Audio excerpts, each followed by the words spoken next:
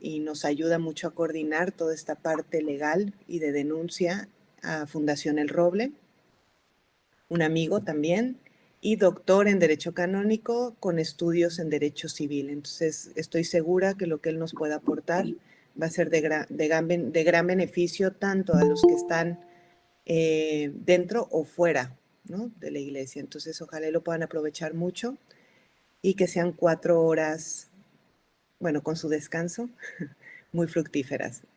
Muchísimas gracias, doctor Pedro, por estar aquí con nosotros y te dejo la palabra para comenzar. Muchas gracias. Hola, buenos días a todos. Espero que hayan amanecido muy bien. Bendito sea Dios, yo amanecí muy bien. Era como saludaba Cicerón: si vales bene es, ego valio. Si estás bien, qué bueno, yo estoy bien. Es la manera latina y jurídica clásica de saludar, haciendo esta referencia a cómo se encuentra uno. Hoy vamos a conversar un poco sobre la legislación de los derechos de los niños. No vamos a meternos todavía en cuál sería una respuesta jurídica a cuando se comete un delito en contra de los niños, sino intentar comprender cómo se encuentra la cuestión legislativa y de qué manera podemos nosotros involucrarnos en la cuestión legislativa. Creo yo que esta es la parte primordial, porque enterarte cómo se encuentra es muy sencillo, pero reflexionar juntos en cómo involucrarnos es dar un paso más y no solamente quedarnos en la información, sino verdaderamente llegar a la prevención, que es uno de los objetivos del curso que nosotros estamos teniendo. Vamos pues a buscar no solo el tener los datos de qué es lo que dice la ley sobre los niños, sobre sus derechos, sino plantearnos la necesidad de involucrarnos y buscar cómo tenemos que involucrarnos nosotros en este respeto hacia los niños. Lo primero que tenemos nosotros que comprender entonces es la naturaleza del derecho, porque a veces confundimos nosotros el derecho como, bueno, la manera en la que vamos a regular nuestras relaciones y hasta ahí llegamos, o la manera en la que el Estado intenta controlarnos para que nosotros no cometamos algún delito o alguna cosa mala, o para que se nos quiten nuestros ingresos.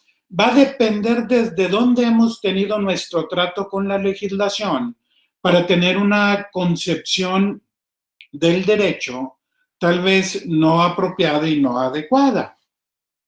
Hay que pues meternos un poco a la filosofía, hay que meternos un poco a la humanística para entender lo que significa el derecho en nuestra vida y comprender qué es lo que nosotros hacemos con esta ciencia que tenemos frente a nosotros. Lo peor que nosotros podemos pensar es que el derecho es una manera en la que el Estado nos controla, porque entonces nosotros estaríamos negando nuestra participación y por lo tanto hablar de prevención desde el aspecto jurídico no podríamos hacerlo. El derecho no es una manera de controlar de parte del gobierno, no es una manera de controlar de parte de los que forman la autoridad dentro de una sociedad. El derecho es ante todo la manifestación de los valores que nosotros como sociedad nos hemos planteado. Es la manera en la que nosotros como sociedad, y puede ser cualquier sociedad, se plantea la relación que tiene con el mundo y la manera en la que va a ir cumpliendo los objetivos que esa sociedad, esa organización, esa institución siente tener. De manera que nosotros, como mexicanos, en nuestro propio derecho, vamos plasmando los valores que para nosotros son importantes. Y recuerden que nuestra organización en México es muy particular. Tenemos derecho federal, tenemos también derecho estatal y, por lo tanto, cada una de estas sociedades puede encontrar variantes. Así hay estados en México, por poner un ejemplo, donde el derecho a la vida lo entienden a partir de ciertas semanas de gestación y otros lo entienden desde la concepción, porque es la sociedad la que se ha planteado cuál es el valor que ella tiene y es la sociedad la que se ha planteado qué es lo que va a suceder. Oye, Pedro, pero pues a lo mejor yo no soy el que votó para que se defendiera el respeto a la vida desde la concepción. Lo hizo otra persona. Pues sí, pero tú formas parte de la sociedad y la sociedad tiene mecanismos para llegar a un consenso y manifestar estos valores. Oye, es que pues a mí no me interesa que se defienda, no sé, a lo mejor quien tiene menos apertura en la vida, la educación sexual en las escuelas. Y por lo tanto, no es algo que yo creo que deba de ser un valor dentro de la sociedad. Bueno, habrá mecanismos para que tú defiendas tu postura, porque como sociedad tenemos que llegar a un acuerdo para ver cuáles son los valores que van a ser importantes para nosotros, y todo eso es lo que se va a plasmar en el derecho o en la legislación, como una forma material de concretar el derecho.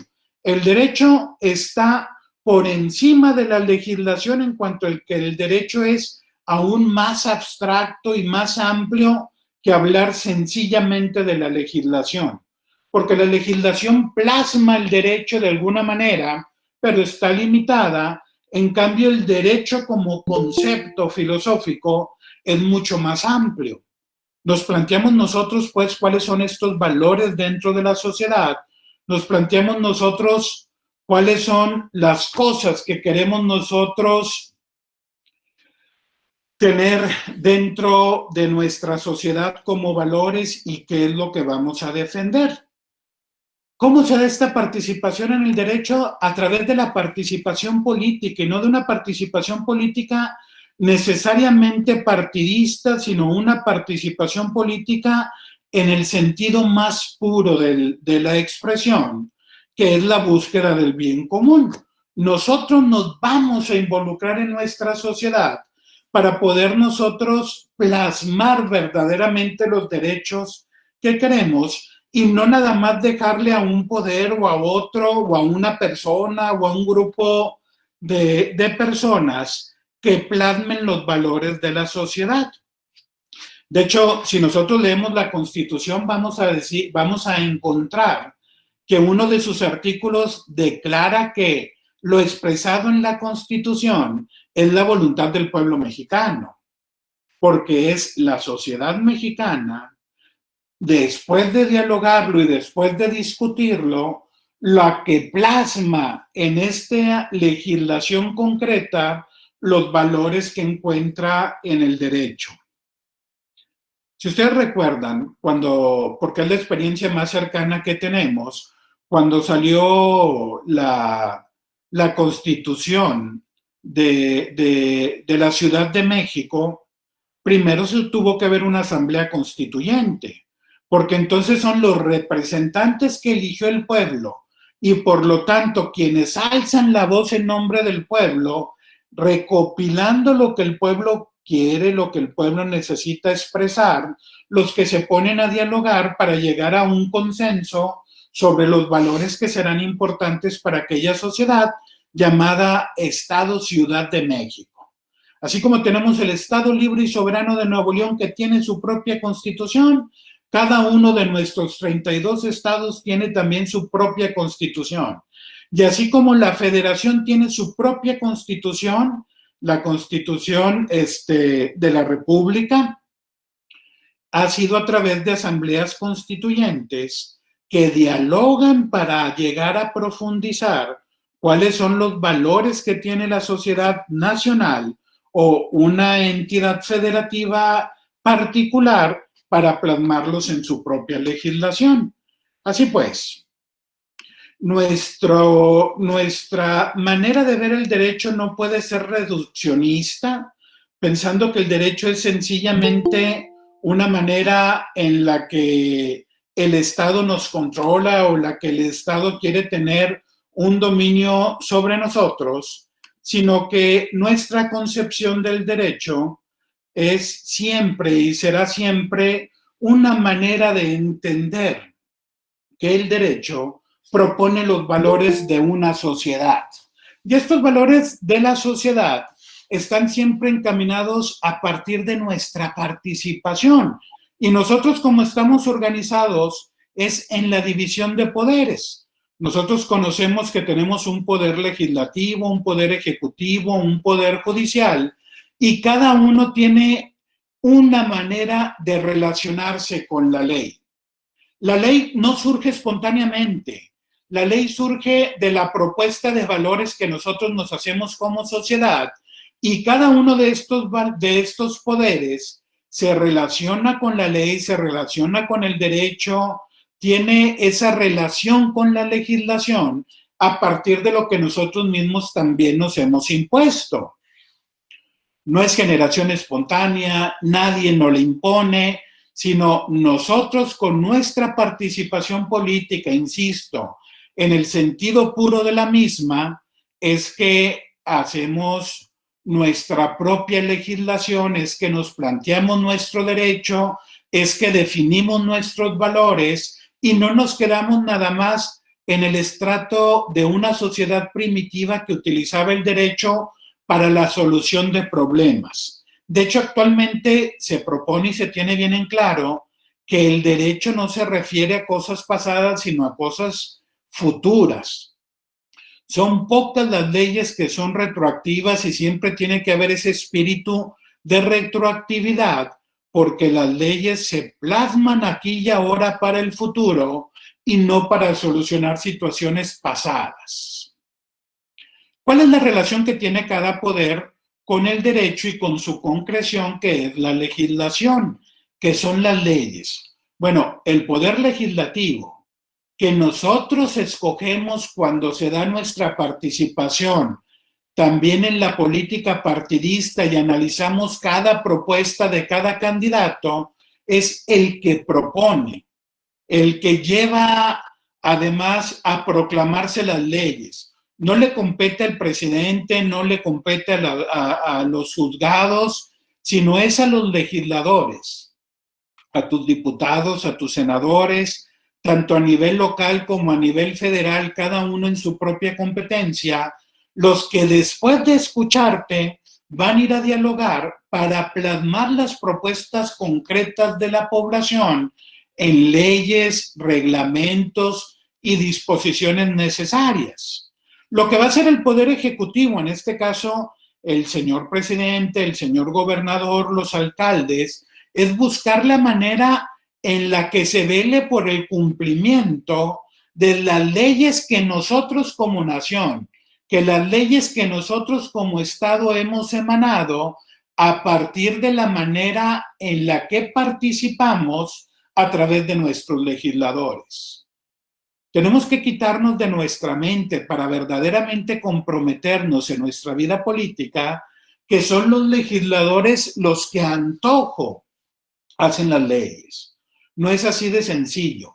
Somos nosotros como ciudadanos los que, participando activamente de la vida política de nuestra nación, en el sentido puro del bien común, que se puede concretar en política partidista sin ningún problema, pero el sentido puro está un paso atrás, que es la búsqueda y consecución del bien común, nuestra participación política, que hacemos las leyes. Ir a dialogar con nuestros legisladores, conocerlos, saber qué es lo que proponen.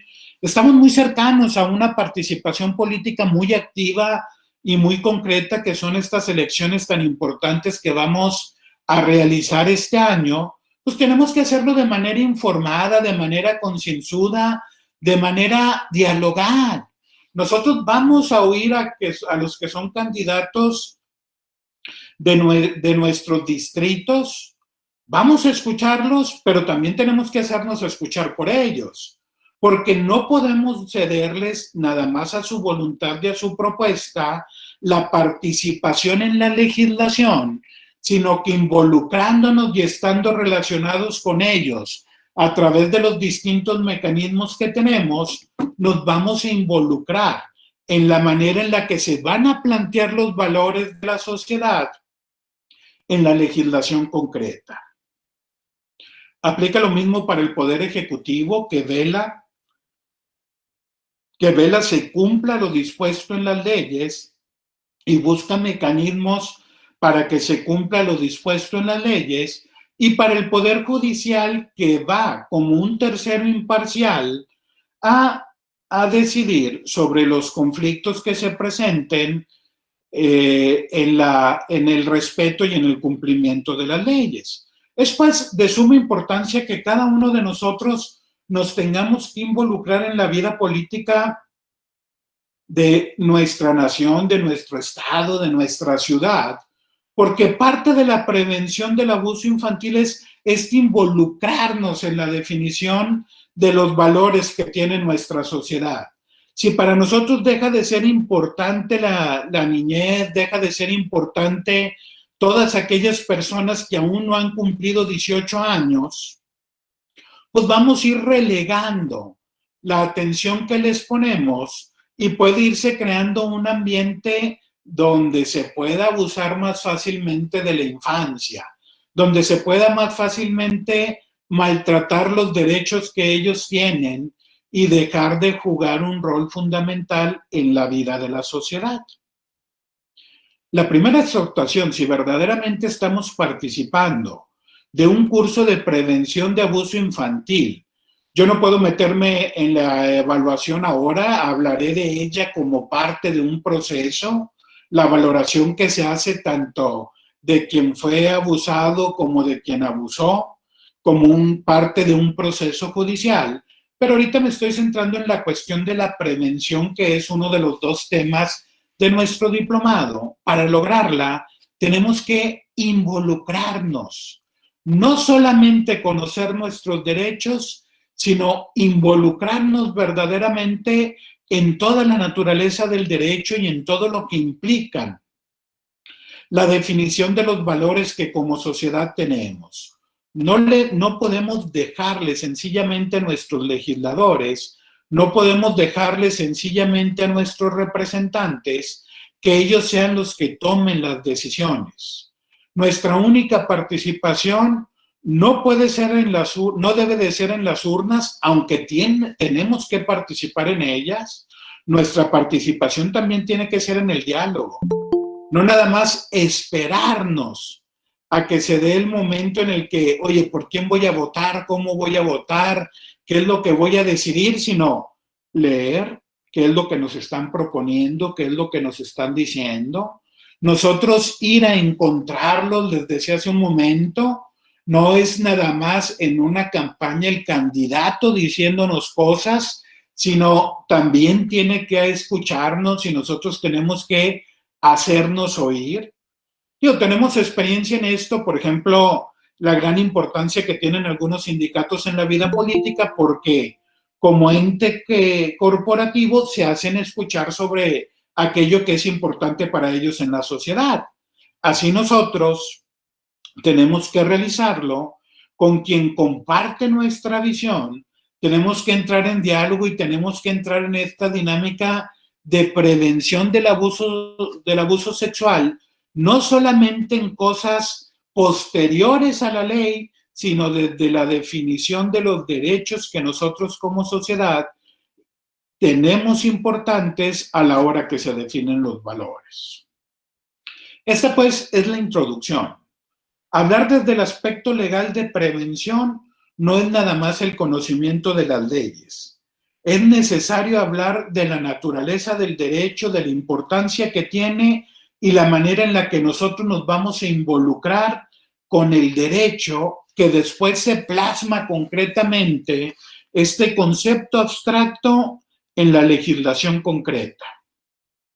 El concepto de derecho es más amplio que el de legislación. El concepto de derecho es más amplio de algo que salvaguarda la sociedad. El concepto de derecho es la definición de los valores que nosotros como sociedad nos planteamos y que después de manera concreta vamos a plasmar en la legislación, diciendo cuáles son nuestros valores y la manera en la que los vamos a hacer valer y los vamos a hacer proteger. Hay que involucrarnos, pues, activamente en la vida política. No necesariamente partidista, aunque sí puede ser partidista, que en su concepto más amplio sabemos nosotros, en su concepto más puro, sabemos nosotros es la búsqueda del bien común. Hay que meternos, hay que conocer, Hay que saber qué es lo que nos están proponiendo los legisladores, qué es lo que están discutiendo. Es más fácil ahora que antes. Antes teníamos que o estar en la Ciudad de México para escuchar asambleas o para ver cómo actuaban algunos de los tres poderes. Ahorita tenemos mucho acceso a la información a través del canal del Consejo, del Congreso, a través de su página web podemos ver las discusiones que tienen, que han tenido, la manera en la que han llegado a un planteamiento de ley. Tenemos que ir viendo, nosotros que estamos profundizando sobre prevención, un poco más cómo involucrarnos en esta vida de la sociedad y en el planteamiento de sus valores al que llamamos derecho. No podemos, pues, alejarnos sencillamente de esto. Les decía yo que nuestra sociedad mexicana está organizada en distintos niveles. La parte fundamental es la federación con su constitución. Tenemos nosotros la constitución como la ley suprema, de manera que hemos escuchado, por ejemplo, que la Suprema Corte de Justicia está resolviendo sobre la inconstitucionalidad de una ley, porque nada en nuestra nación se puede oponer a la Constitución. La Constitución es la legislación máxima dentro de nuestra nación. Si ahí está plasmado un valor, si ahí está plasmado un derecho, si ahí está plasmado algo, nosotros tenemos que respetarlo en todas las entidades federativas. Hay un procedimiento para poder cambiar alguna ley.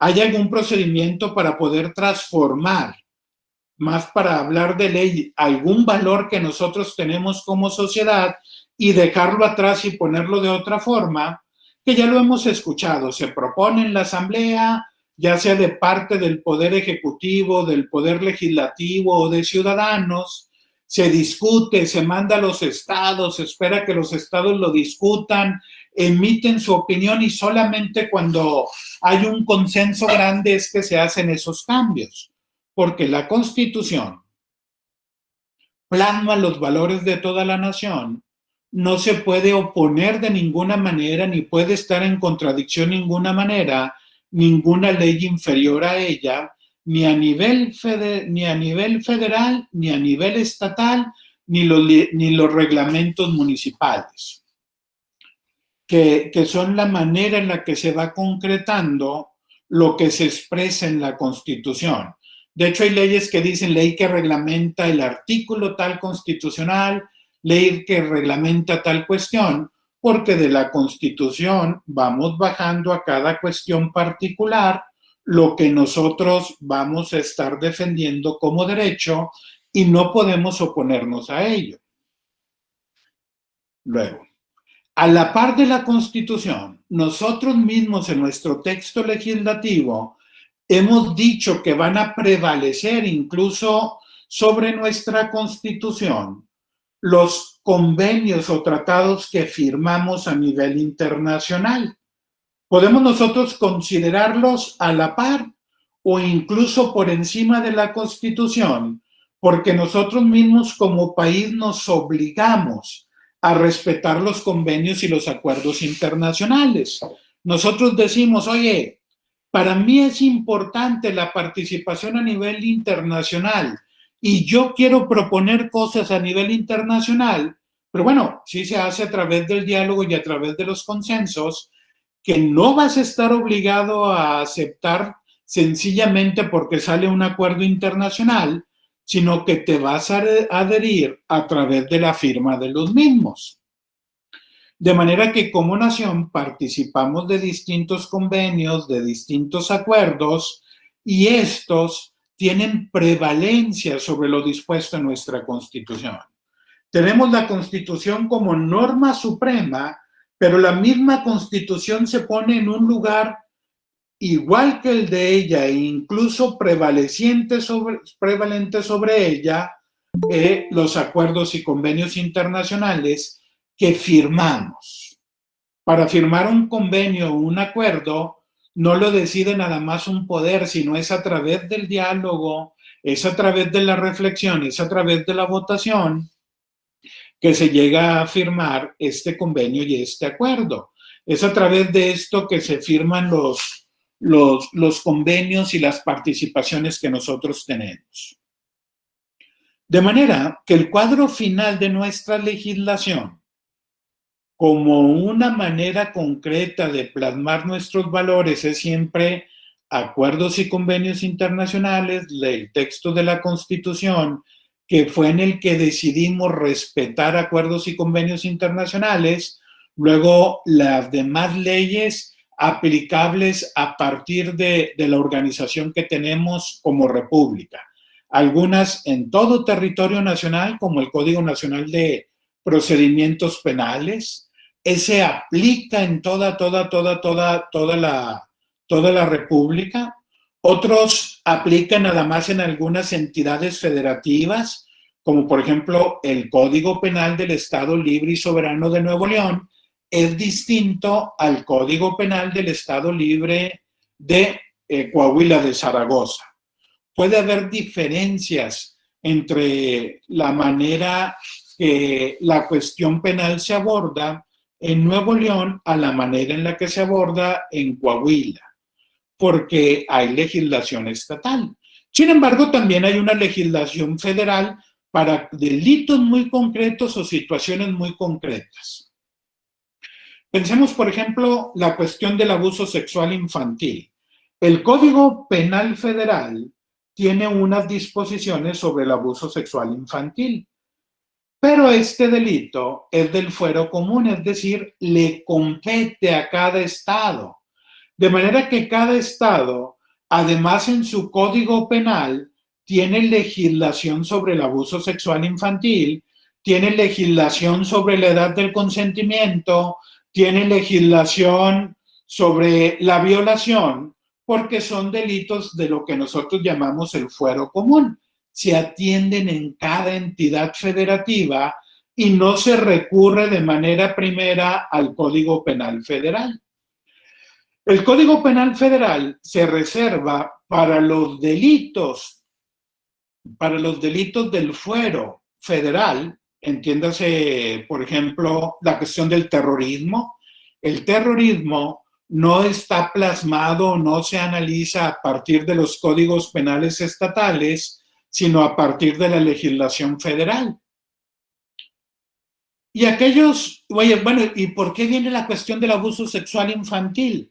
Si el abuso sexual infantil se analiza a partir de lo dispuesto en cada estado. Bueno, porque el Código Federal se aplica si el abuso sexual sucede en una embajada mexicana en el extranjero. Si ahí alguien abusa sexualmente de un niño, va a aplicar, ya que se trata de territorio mexicano, una embajada que está en Estados Unidos, el Código Federal, para definir y ver y analizar el abuso sexual infantil. Si estoy yo cometiendo el abuso aquí en Monterrey, se aplica el Código del Estado Libre y Soberano de Nuevo León. Si el abuso sexual infantil lo cometí en la Embajada de México ante Estados Unidos, vamos a aplicar el Código Penal Federal y sus disposiciones, porque se aplica en aviones, en navíos, en embajadas, en territorio mexicano que no está enclavado propiamente en una entidad federativa. Esta es la manera, pues, en la que estamos organizados en nuestra legislación y en la que nosotros tenemos que estar atentos. Tenemos que aprender a proponerle cosas a nuestros legisladores aquí en el Estado. Oye, qué bueno que tenemos nosotros legislación federal, pero también tenemos que conocer y propiciar, entender, analizar la legislación que tenemos en nuestra entidad federativa para a través de nuestros diputados verla, clarificarla, proponer, endurecer, suavizar lo que estamos nosotros proponiendo. Plasmamos los valores en nuestra Constitución, concretamos su defensa en el resto de la legislación, concretamos la manera en la que los vamos a vivir en el resto de las propuestas. Por ello tenemos que estar siempre dialogando y siempre conociendo. Claro, no necesitamos hacerlo a nivel profesional, por eso tenemos gente que se dedica a ello y por eso es que el aparato burocrático es grande, es amplio, pero nosotros podemos hacerle, incluso debemos hacerle propuestas cuando vemos que se está violentando alguno de los derechos o cuando la legislación no corresponde a los valores que como sociedad queremos. Dicho todo esto como introducción secundaria, primero hablamos de la naturaleza del derecho y cómo tenemos que involucrarnos con él, incluso en su plasmar concreto llamado legislación, y después la manera en la que estamos organizados en nuestra legislación en nuestro país, que es la Constitución y a la par los acuerdos y convenios internacionales, y después la cuestión de la federación, la cuestión estatal, la cuestión de los reglamentos y disposiciones municipales que tenemos que tener presentes. Vamos a empezar a analizar algunas de estas cuestiones, empezando por la Convención de los Derechos de los Niños, que es la que estaría, por lo que nosotros decidimos en la Constitución, prevaleciendo. Nosotros como Estado firmante de esta Convención sobre los Derechos de los Niños, nos obligamos a que lo que plasmado en esa Convención sea de relevancia capital en nuestra nación. Nosotros dijimos, lo vamos a tomar como una legislación propia porque está en consonancia con nuestros valores. Para llegar a determinar esta convención y las propuestas de esta convención y plasmar el escrito de esta convención, igual que el resto de las cuestiones legislativas, fue a través del diálogo. Se supone que nosotros dialogamos con nuestros legisladores, que dialogan con nuestra representación internacional, que dialoga con la representación internacional de los demás países firmantes de este convenio y que después se plasma concretamente en una redacción que expresa los valores que todos los estados que firman este convenio se comprometen a respetar. Es un proceso siempre de diálogo. La vida política es diálogo y participación. La vida política es involucramiento constante y permanente a través del análisis y del diálogo en todos sus niveles, incluso en el nivel internacional. Vuelvo a insistir, nuestra primera reacción puede ser, oye, pues a mí nada más me dijeron que se firmó, pero se fue extendiendo este diálogo desde el momento en el que tú te planteaste que es importante para mí, analizaste lo que proponían tus diputados, tanto federales como locales, y tus senadores, luego eligiste quién era el que te iba a representar, fue y te representó en el poder legislativo a cada nivel, y después ellos dialogaron con quien nos iba a representar a nivel internacional. Por eso es que nosotros estamos ahí metidos. Y tenemos que verdaderamente asumirlo como propio. Claro, se va la objeción de conciencia en cuestiones donde la objeción de conciencia aplica, porque hay momentos en los que verdaderamente se opone lo más profundo de los valores personales, lo propuesto por una legislación. Y es donde entra la objeción de conciencia. La objeción de conciencia no entra porque tengo pereza, la objeción de conciencia no entra porque estoy enojado con el mundo. La objeción de conciencia solamente aplica cuando a lo más profundo de mis convicciones una disposición se opone y verdaderamente me tortura interiormente lo que se está proponiendo en aquella disposición. Ha sido, pues, el diálogo internacional en el que nosotros nos involucramos desde nuestra vida política y participación en la vida política, lo que ha dado vida a lo plasmado en esta convención. Lo primero que hace la convención es definir muy claro qué es lo que se entiende por niño. Todavía no llegábamos al lenguaje que hoy manejamos de niños, niñas, adolescentes, donde siempre expresamos masculino y femenino, por una cuestión de corrección política o de convicción o lo que pueda ser. Lo cierto es que está plasmado en una sintaxis apropiada. A la hora que hablamos de niño, sintácticamente el género masculino abarca ambos géneros, no está de ninguna manera excluida ninguna niña, está puesta ahí, y tampoco están excluidos los adolescentes, porque quien distingue entre niños, niñas y adolescentes, vamos a verlo más adelante, es la legislación mexicana, que plasma hasta cierta edad la niñez y hasta cierta edad, a partir de que terminó la niñez, la adolescencia. Pero el texto de la Convención sobre los Derechos del Niño está expresado sintácticamente de manera apropiada. Es decir, niño se refiere a niño y niña, aun y cuando no lo esté expresando. Y por la definición de la edad, más allá que lo podamos ver legislativamente de manera distinta en México o incluso psicológicamente de manera distinta, este término abarca hasta quien no ha cumplido los 18 años. Es decir, 17 años con 364 días. Digamos que el día de mañana, que es 24 de enero, alguien cumple sus 18 años y yo hoy a las 11:50 abuso sexualmente de esa persona, estoy hablando de un niño. Es abuso sexual infantil porque estamos refiriéndonos a alguien que no ha cumplido sus 18 años. Oye, es que faltaban 10 minutos. Empezó a las 11:50 el asunto, pues es una ridiculez. No importa. Oye, pero pues es que de aquí a que empezó y de aquí a que terminó, ya eran las 12:10 cuando se consumó, pero como empezaste a las 11:50 y se trata de un delito que empezó a las 11:50, se trata de un abuso sexual infantil. Cuando empezaste a abusar de esa persona, aun y cuando terminó, que es el día de mañana, a las 12:10 ya tuviera 18 años, no importa por qué tú empezaste ese abuso cuando la personita tenía 17 años con 364 días, 23 horas, 50 minutos. Y entonces era un niño.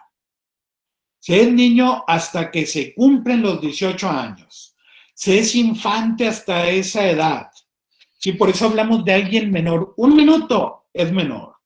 1 segundo es menor. Es como se plantea. Las legislaciones consienten que un menor pueda emanciparse y entonces empezar a actuar como un mayor de edad, alcanzando la plenitud de sus derechos y por lo tanto de sus obligaciones. Se puede hacer. Alguien que tiene 16 años y dice, ¿sabes qué?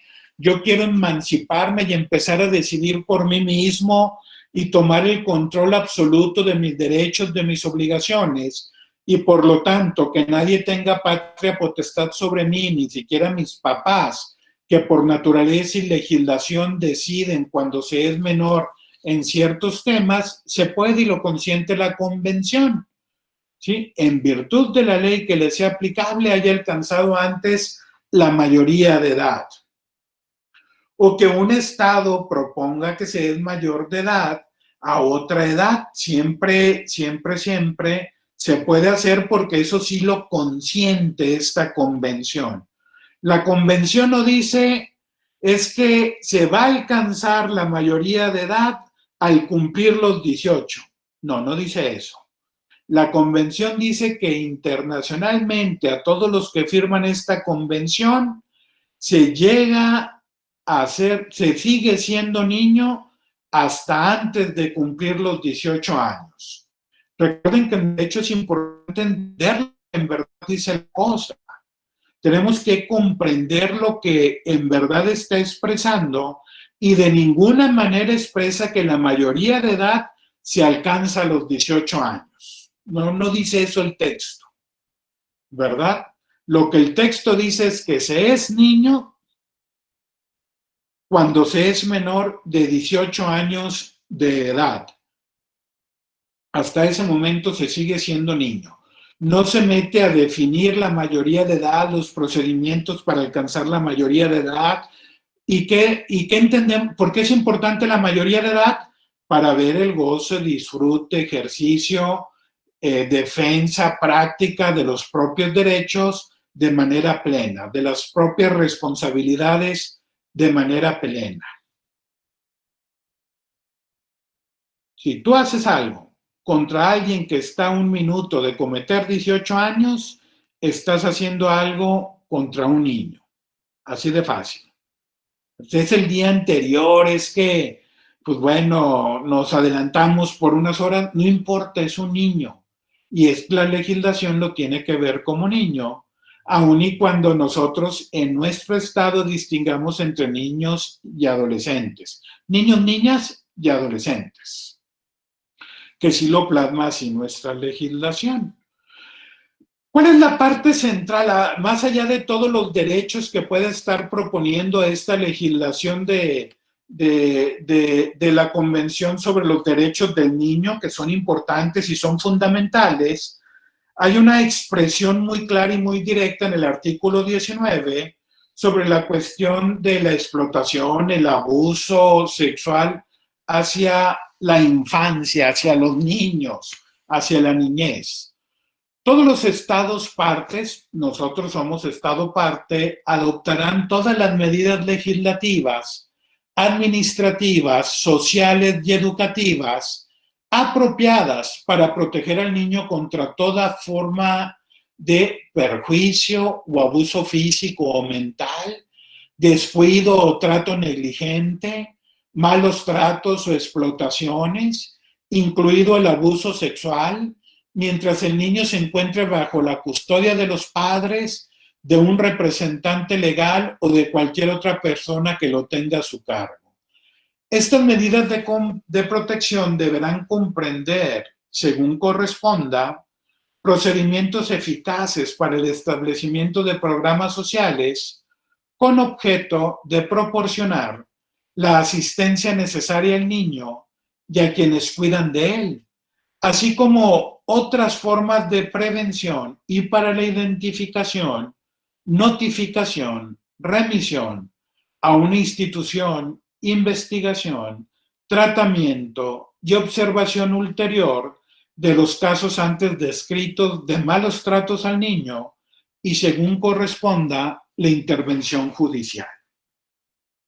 Vamos pues a analizar un poco este artículo 19, porque acuérdense que la legislación se interpreta en su texto. Es de donde se parte esta interpretación. Nosotros somos estado parte, nosotros firmamos esta convención, de manera que es necesario que nuestra legislación, es decir, las leyes que nosotros tenemos, las leyes que nosotros vamos planteando, van a preocuparse de la cuestión del abuso sexual infantil. Tiene que estar necesariamente abordado este tema de proteger a la infancia en toda nuestra legislación. Claro, no solamente sobre el abuso infantil, lo que podamos decir de él en este artículo aplica para cualquier abuso físico o mental, para cualquier perjuicio, para el descuido, para el trato negligente, la explotación, los malos tratos, aplica para todas estas cuestiones lo que digamos en relación a este artículo sobre el abuso sexual infantil. La legislación lo tiene que plasmar. Tenemos que encontrar en México momentos y espacios donde se trate el abuso sexual infantil. Y los encontramos, porque del abuso sexual infantil se trata también en la Ley de los Derechos de Niños, Niñas y Adolescentes en México. Se trata del abuso sexual infantil en el Código Penal Federal. Se trata del abuso sexual infantil en los códigos estatales. El de Nuevo León lo tiene muy claro y está tratado el tema, porque es obligación de todos los estados partes que se aborde este tema en sus medidas legislativas. Pero además va a tener que haber sistemas administrativos que también traten esta cuestión del abuso sexual infantil. y de la defensa, custodia, cuidado en general del niño para que no sea maltratado, abusado, tratado negligentemente, explotado, maltratado. Y lo tenemos también en nuestra nación y en nuestro estado. Así, por ejemplo, tenemos Espina a nivel federal, aunque está en riesgo y se tiene miedo de que pueda desaparecer, pero aún y con todo esto hay sistemas a nivel federal para proteger a la infancia. Aquí en nuestro estado también lo tenemos y tenemos el involucramiento importante del DIF en la cuestión de la protección de la familia en general, de la infancia en particular, y estamos buscando que verdaderamente se le dé un trato apropiado a quien ha sufrido alguna violación a estos derechos siendo niño en la cuestión de la administración de la justicia, incluso en la cuestión judicial, que aquí no menciona. Dice medidas legislativas, medidas administrativas, pero no enuncia en esta primera parte, en esta parte primera del artículo 19, la cuestión de las cuestiones judiciales que también están siendo abordadas. Será hasta el segundo punto que se habla de la intervención judicial y habrá pues medidas apropiadas también en la cuestión judicial. Ahora, como sociedad tenemos que organizarnos. Es una propuesta. Y en nuestra educación también tiene que estar plasmado esta defensa y este cuidado de los niños para que no caigan en estas situaciones donde se les abusa, se les maltrata, se les explota, se abusa incluso sexualmente de ellos. Tenemos nosotros, a partir del numeral 2, que tener procedimientos eficaces para programas sociales que asistan a los niños y a quienes cuidan de él. La propuesta, antes de llegar a un pleito, es programas sociales que le brinden asistencia a los niños y que cuiden de ellos, porque somos sociedades desarrolladas y nuestra manera de protegernos no son los pleitos, sino es la educación y la organización. Por eso es que al hablar de prevención, no se habla primero de cómo solucionar un conflicto judicial, sino de cómo nos vamos a organizar para que la sociedad tenga bien en claro el valor del niño y podamos nosotros plasmarlo, no solo en las cuestiones formales de legislación, no solo en las cuestiones formales de cómo actúa la autoridad judicial o la autoridad administrativa. Como sociedad también tenemos que involucrarnos. Lo primero que tiene que hacer la autoridad es proponer, apoyar, alentar programas sociales que vayan verdaderamente a prevenir todo abuso, todo descuido, toda negligencia, todo maltrato, toda explotación, incluida la cuestión social en cada uno de estos ámbitos. Antes de decir, tenemos juicios bien determinados contra quien maltrata a nuestros niños, tenemos nosotros que analizar que verdaderamente esté bien expresado el valor de los niños en nuestra legislación y que sea tal el involucramiento de la sociedad y de los gobernantes que los programas sociales son eficaces, que verdaderamente nos involucramos como sociedad en la prevención del abuso, del maltrato, de la negligencia, del descuido que perjudique a los niños. Y es donde verdaderamente va a tener sus frutos lo que nosotros estamos haciendo aquí. Digo, para llegar a la cuestión de un juicio contratamos un abogado y él nos va a resolver las cuestiones. Pero la cuestión principal donde nosotros nos tenemos que meter es en esta cuestión de programas sociales. Cada uno en su propia situación. Tenemos aquí entre nosotros quien trabaja en colegios. Bueno, vamos a ver cómo vamos nosotros a tener programas eficaces en nuestro colegio para asistir a los niños, para asistir a todos los que están con él, para que verdaderamente se dé la prevención de que no se presenten estas cuestiones descritas en el numeral 1.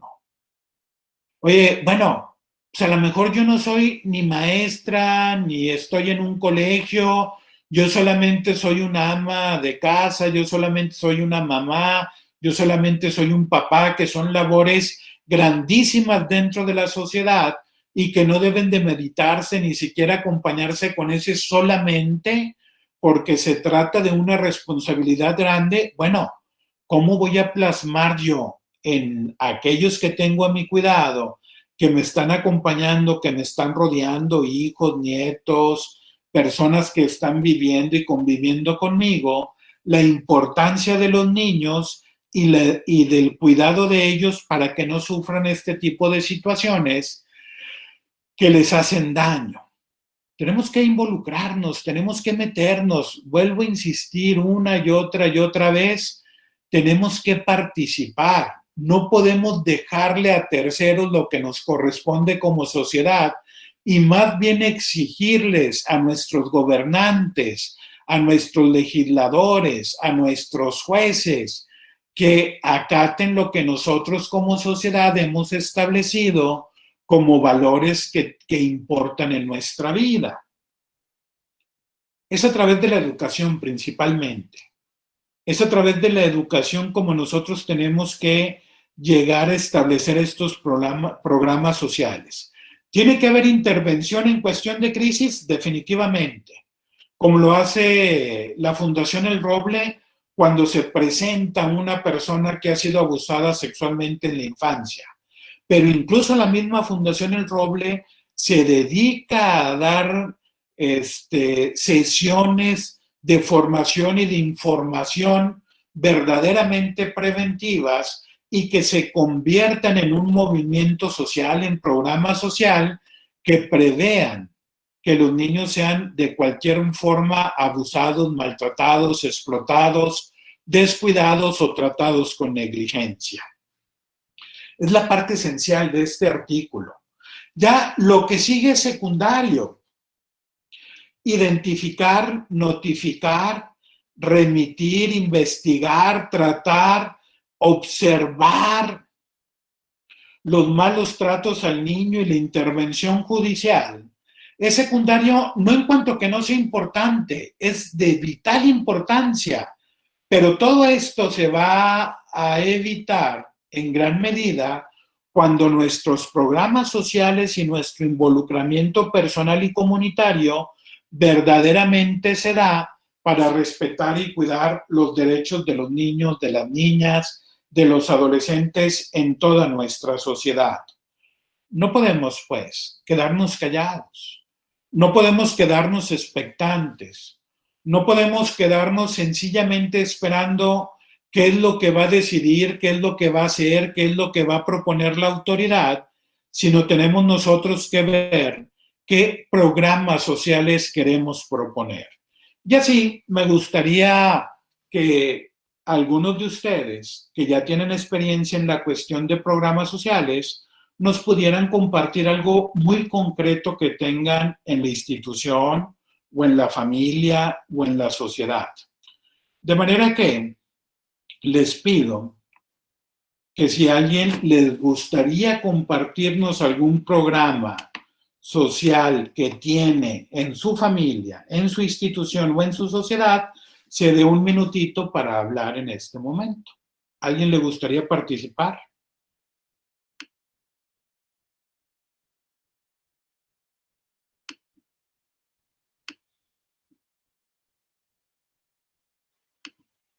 Yo puedo contar, Pedro. Sí, adelante. Bueno, en el caso mío, yo estoy ahorita dirigiendo una asociación civil que trabaja en Monterrey. Trabajamos justamente con estas cuestiones de prevención de abuso sexual infantil y tenemos un programa de prevención dirigido a niños y niñas, otro programa dirigido a adolescentes, otro programa para padres de familia y otro programa para maestros. Y lo que buscamos es que en las diferentes esferas en las que los menores y las menores se desenvuelven, esta cultura de la prevención que pueda ayudarles a que no solamente como el menor y la menor solos, no solamente papá y mamá, no solamente maestros, sino todos de manera simultánea, pues tengan como esta concientización de lo que involucra el abuso sexual y cómo desde su papel en la sociedad y en la vida del menor y de la menor pueden ejercer acciones para prevenir. Muy bien, muchísimas gracias. ¿Alguien más que quiera participar con alguna experiencia concreta? Yo.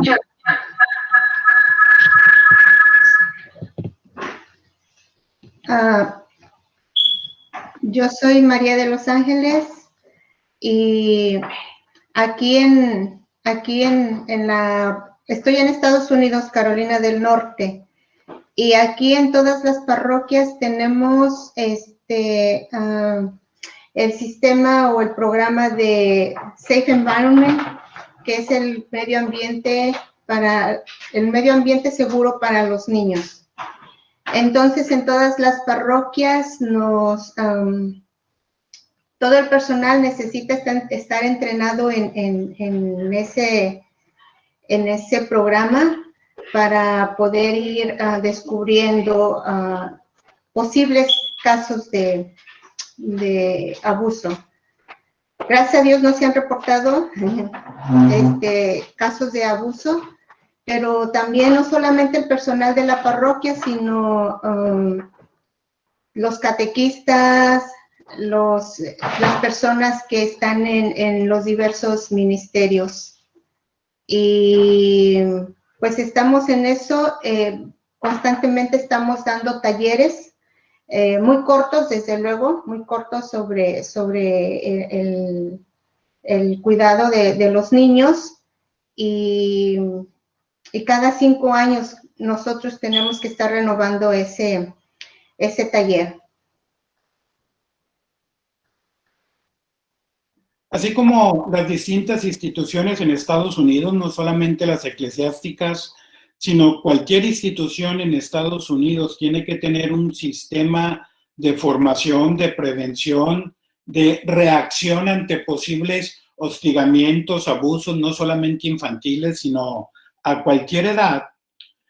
Pronto en México, bendito sea Dios y gracias a el involucramiento de la sociedad, incluidos nuestros gobernantes, los vamos a tener que tener.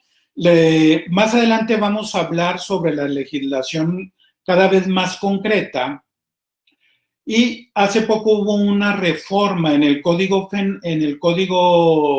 Penal donde se puede trasladar la responsabilidad penal de una persona física a instituciones, a personas morales.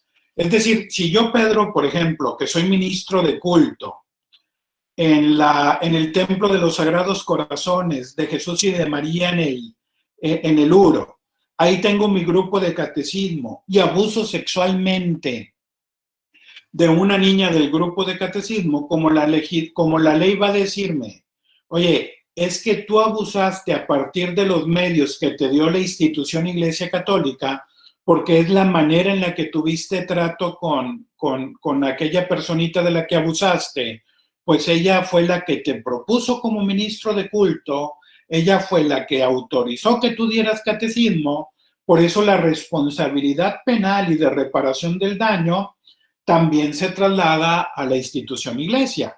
En esto ya está avanzado Estados Unidos, es decir, bueno, lo que hace a alguien en representación con los medios, a nombre, con lo que le ha propiciado la institución, se traslada para la reparación del daño y la determinación penal a la institución, también ya lo estamos empezando en México, y dentro de poco vamos nosotros que tener a multiplicar la labor de formación, de prevención y de intervención, como decía también Catalina, que tenemos en nuestras instituciones.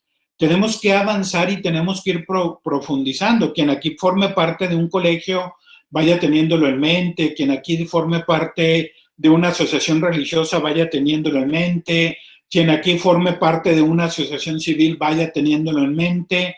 Que este cambio legislativo nos obliga, afortunadamente y por una buena decisión de parte de la sociedad, a aplicarnos en este tipo de medidas preventivas de participación, de formación y de educación, que ya tiene mucho más experiencia otras naciones, como ahorita nos lo decía María de Los Ángeles. ¿Alguien más que quiere intervenir?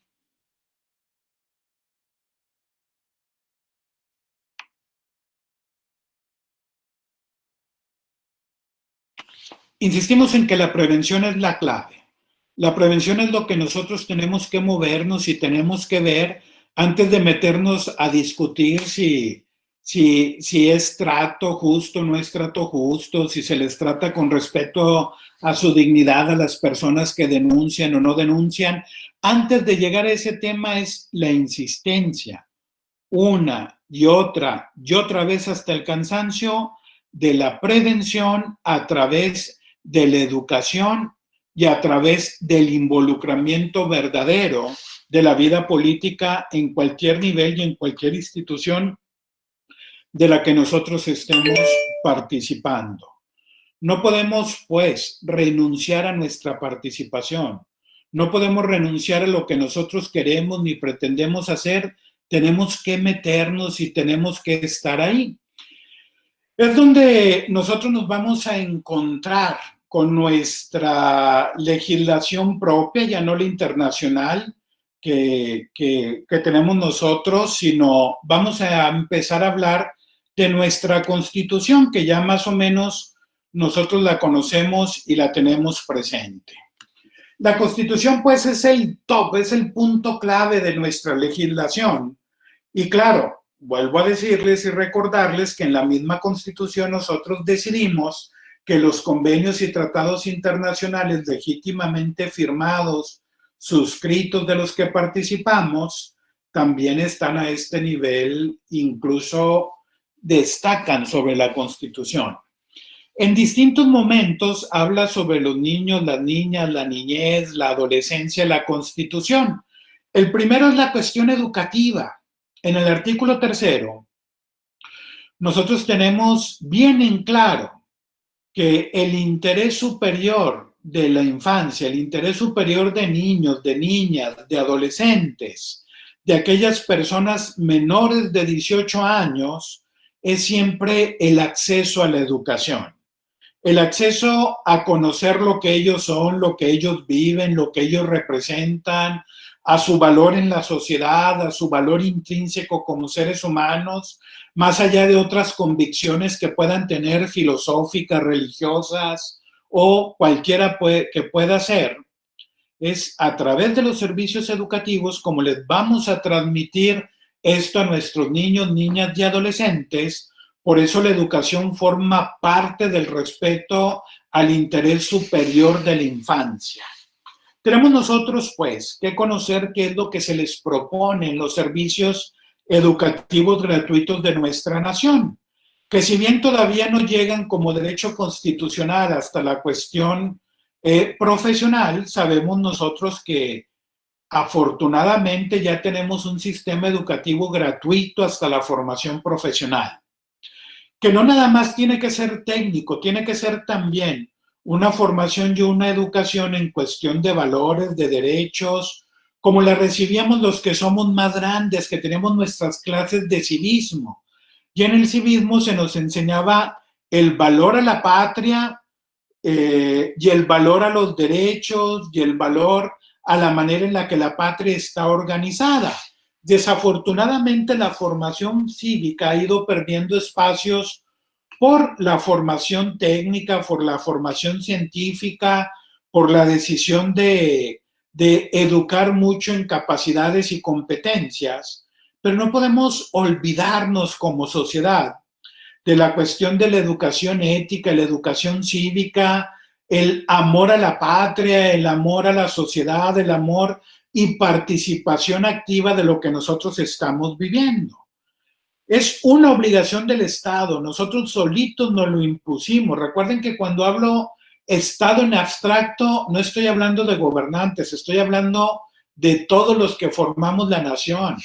Si bien la nación está determinada territorialmente, la concreción del abstracto Estado, de la concreción de República Mexicana, somos los que la conformamos.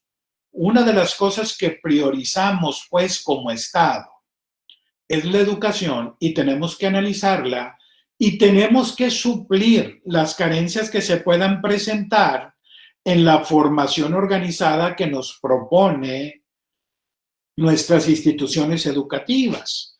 Tenemos que educar, pues, en los valores generales plasmados en nuestro derecho, en lo que nosotros nos hemos planteado como sociedad.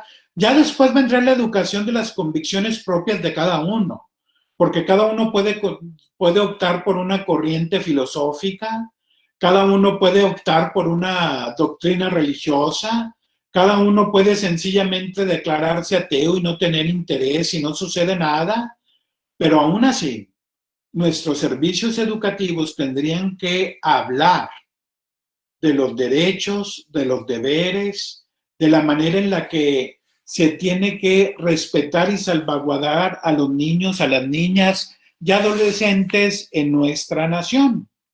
Si vemos carencias, hay que proponer cambios a través del sistema de participación que ya hemos señalado. El diálogo con nuestros representantes, que vayan a dialogar con los demás representantes y que después se plasme. Esa es la ventaja que tiene la expresión gringa sobre las nuestras. Hablar de representantes hace que lo veamos de una forma distinta que hablar de diputados y de senadores, porque solamente cuando hablamos de diputados y senadores, como que la palabra en sí misma trae una carga histórica que nos hace verlos como los poderosos, y cuando hablamos de representantes, hablamos de gente que está obligada a escucharnos para después ir a participar en el diálogo donde se tomará la decisión y se plasmará concretamente el producto de aquel diálogo. Tenemos pues que involucrarnos en la educación. Tenemos que estar atentos y tenemos que estar atentos con apertura. Yo entiendo que aquellos que tenemos alguna convicción católica en nuestra formación queramos plasmar algunas cuestiones, pero aunque somos mayoría católica, no somos puramente católicos en México. Y por lo tanto se tiene que escuchar, respetar y salvaguardar también los aspectos y puntos que tienen que decir las otras doctrinas religiosas. Yo entiendo que la mayoría de nosotros, por nuestra formación católica, ya como convicción filosófica, esté plasmado un humanismo con sentido cristiano, como lo han propuesto algunos filósofos, pero eso no significa que no se tenga que respetar el humanismo existencialista, el nihilismo y cualquier otra clase de corriente filosófica que pueda estar viva, actuante, operante en un momento concreto de la historia.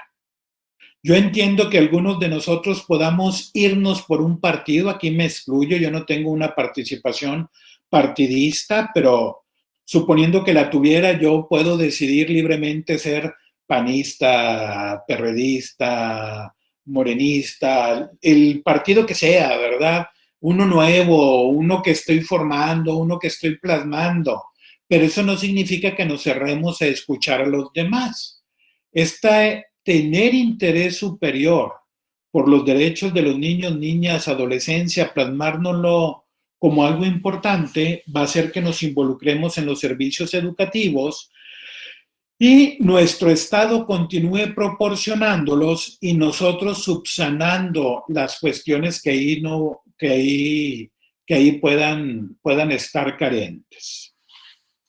Además de este artículo 3º, también tenemos nosotros el artículo 4 de la Constitución, que dentro de todo su texto deja bien en claro que en todas las decisiones de actuaciones del Estado, insisto, Estado abstracto que somos todos los que formamos esta nación, se velará y cumplirá con el principio de interés superior de la niñez, garantizando de manera plena sus derechos. El concepto de niñez, pues, abarca niñas, niños y adolescentes, es decir, toda persona que no ha cumplido 18 años aún. Y el Estado velará y cumplirá para que verdaderamente estén garantizados de manera plena los derechos de la niñez. ¿Cuáles van a ser estos derechos? Los vamos a encontrar más adelante en una ley particular sobre el tema que se tiene que respetar. Pero ya la misma Constitución manifiesta algunos, no de forma tasativa, es decir, no de forma absoluta, sino enunciativa, porque habrá otros relacionados con ellos. Los niños y las niñas. Redaccionalmente es inconsistente. O dices niños y niñas y adolescentes siempre, o dices siempre niños y niñas, o dices niñez, o dice niños, digo, pero es una cuestión redaccional y tenemos que entenderla en su texto. Estamos hablando de todos los que no han cumplido 18 años, tienen derecho a la satisfacción de sus necesidades de alimentación, salud, educación y sano esparcimiento para su desarrollo integral. Este principio deberá guiar el diseño, ejecución, seguimiento y evaluación de las políticas públicas dirigidas a la niñez. Estos derechos, les decía, son enunciativos: el alimento, la salud, la educación, el sano esparcimiento. Ya después se va a ir profundizando en lo que significan estos 4 enunciados que se presentaron para ir creciendo, ir plasmando, ir profundizando cuáles son los derechos de los niños. Esto va a guiar las políticas públicas dirigidas a la niñez. Ahora sí, hablando de políticas públicas, es distinto de hablar actuación del Estado, porque ya estamos hablando de aquellos que van plasmando de una manera u otra leyes, reglamentos y programas públicos. No todos los programas sociales son programas públicos, todos los programas públicos son programas sociales, ¿verdad? Porque cuando lo propone el gobierno se trata de una cuestión pública que afecta a la sociedad, pero de la sociedad también participamos los ciudadanos individuales y las organizaciones no gubernamentales de cualquier sentido, y también se habla de una cuestión social. Tenemos pues la sociedad civil y nuestros gobernantes en cualquiera de sus 3 poderes. Tenemos que estar atentos a guiar el diseño, ejecución, seguimiento y evaluación de las acciones sociales, cada uno en su propia dimensión. Quien tiene una figura pública se preocupará de las políticas públicas, pero incluso de esas nosotros formamos parte con nuestra participación activa e informada, y a nosotros como sociedad civil nos tocará también involucrarnos activamente en esto. Continúa el artículo 4. Los ascendientes, tutores y custodios tienen la obligación de preservar y exigir el cumplimiento de todos estos derechos y principios. De manera que aquella máxima de verdad absoluta que a veces utilizan en nuestras familias. ¿Y por qué? Porque soy tu mamá, como verdad absoluta para tomar una decisión. No es tan real, porque quien está cuidando a un niño, porque es su papá, porque es su abuelo, porque es lo que sea, quien tiene el cuidado legal porque es su tutor o porque es su custodio, tiene la obligación de respetar estos derechos y estos principios. Es decir, si la obligación, si hay educación obligatoria en México hasta el nivel medio superior, yo como papá no puedo decidir no dársela, tengo que dársela. Si yo como vecino veo que alguien no está educando a sus hijos, ya sea en el sistema educativo formal o ejerciendo su derecho a la formación en casa vigilada por el Estado, tengo el llamado a denunciarlo para que se cumpla el respeto a los derechos y principios expresados en la legislación. Es un derecho a la educación. La puedo ejercer en el sistema público, en el sistema particular, o la educación en casa vigilada por el Estado, pero se tiene que dar. Si alguien no lo está cumpliendo, puedo denunciarlo. El niño tiene derecho a disfrutar su infancia, no tiene la obligación de buscar el sustento. Bueno, se tiene que respetar. Yo como política personal, como actitud personal, por ejemplo, jamás doy una moneda a quien anda con su niño pidiendo para despertar la misericordia, el dolor, el movimiento del corazón en los demás, porque al final de cuentas se trata de una explotación. Sí colaboro con quien lo requiere, porque estoy convencido, sobre todo con los migrantes, digo, ellos es difícil encontrar un trabajo bien remunerado. Pero cuando traen a un niño para despertar y mover el sentimiento en las personas, lo están explotando y no se me hace algo apropiado. Sería necesario como sociedad organizarnos para que ese tipo de explotaciones no se den porque los papás no tienen derecho. Oye, es que tienen mucha necesidad y si van solitos no los atienden, no se les respeta, no se mueve el corazón. No tienen derecho a explotarlo aún y con la necesidad.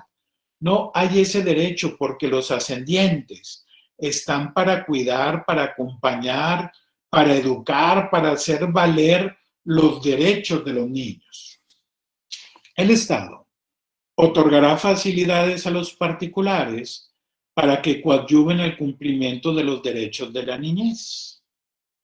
Es decir, como sociedad, vamos a ayudar a los ascendientes, a los tutores, a los custodios, para el cumplimiento de los derechos de la niñez, pero también con todas las otras instituciones no gubernamentales, ACES, IVP, sociedad organizada, que están involucradas en este cumplimiento de los derechos de la niñez. Por eso se lanzan convocatorias de parte de los distintos gobiernos en, oye, preséntanos tu proyecto y nosotros vemos si te apoyamos, si concuerda con lo que queremos. Porque hay obligación de parte de la organización estatal de coadyuvar en el cumplimiento de estos derechos, tanto con los ascendientes, con los tutores y con los custodios, pero no solamente, sino también a través de la intervención en instituciones, en organizaciones no gubernamentales, en propuestas generales de la sociedad civil.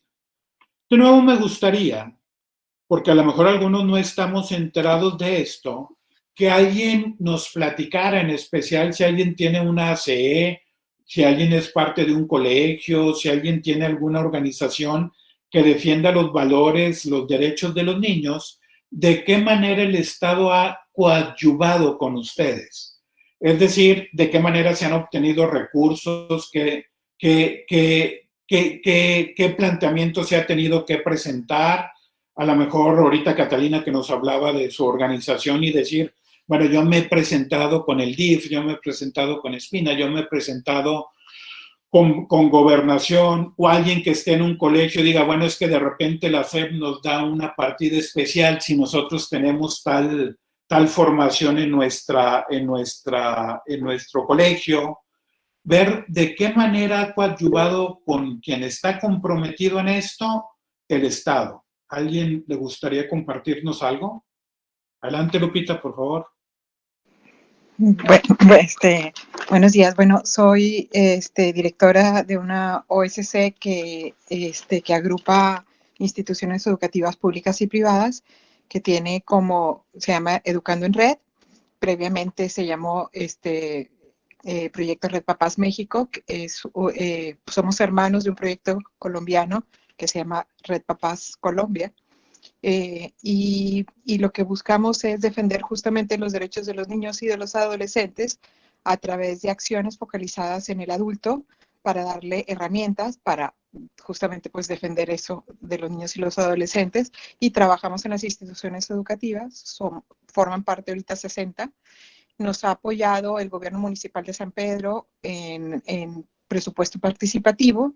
Tenemos alianza con el DIF, con Infamilia de San Pedro también, y con la CIPINA para trabajo en conjunto, pero como recursos, bueno, y eso nos facilita, nos facilita cuando estábamos presencialmente, porque por ejemplo, el uso de instalaciones como los auditorios, tanto municipales como estatales, y algunas cosas que nos facilitaban sin costo o con un costo muy bajo por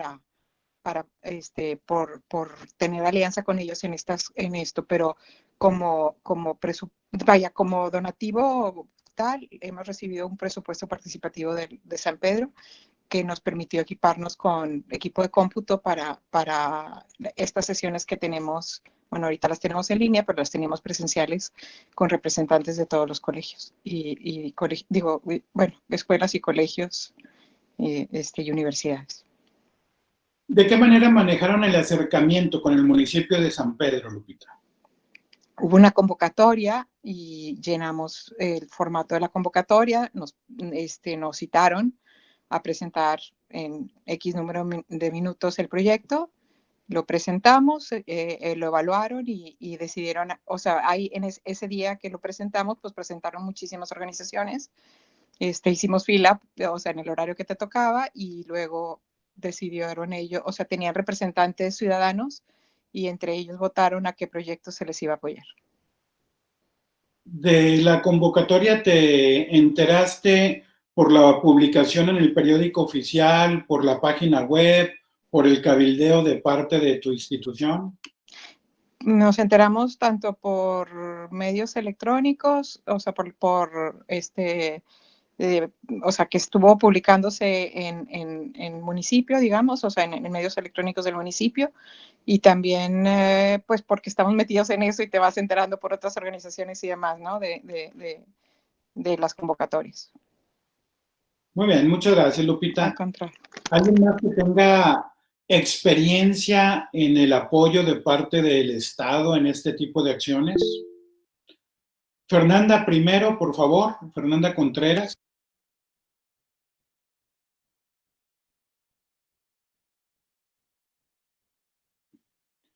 Fernanda Contreras levantó su mano, pero no escucho nada.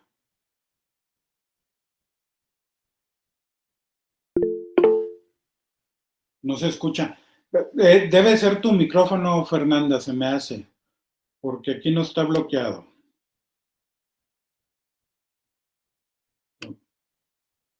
Bueno, vamos mientras con Hilda Araceli y vemos a ver si Hilda sí se escucha. Sí, buenos días. ¿Sí me escucha? Sí, sí. Ok, nosotros, bueno, yo trabajo en BIFAC, en Vida y Familia Monterrey.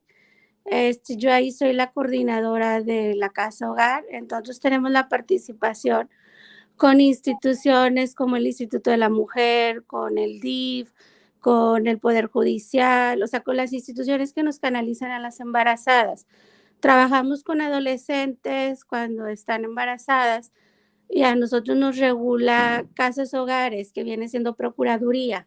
Y cada que nos llega una embarazada a través del DIF o a través de otras instituciones, lo que hacemos es dar aviso a Casas Hogares y a través de ellos hacemos un ingreso institucional y trabajamos con ellas todo el procedimiento del embarazo hasta llegar a su parto y su cuarentena, su reposo de cuarentena. Una vez ya que se trabaje ese procedimiento, si es todavía menor la mujer que está embarazada, o sea que es adolescente, hacemos un egreso para integrarla a capullos Y ya capullos, cuando son institucionales. Y ya capullos es el procedimiento de la integración familiar, porque ya se está hablando de 2 menores, un adolescente y un menor. Y cuando son ingresos voluntarios, que no es a través de una institución, pues obviamente tenemos esa responsabilidad de vigilar que la menor llegue a casa con sus padres y realmente se hagan responsables, pero damos aviso a Procuraduría que la menor se va a integrar con sus papás, porque se integran 2 menores. Entonces, de esa manera, nosotros tenemos participación a través de la ley de los niños, niñas y adolescentes. Hilda, ¿quién coadyuva con ustedes en la cuestión del análisis de ver si el embarazo no fue una cuestión delictiva? Nosotros mismos, hay un equipo técnico, que hay una psicóloga, una trabajadora social.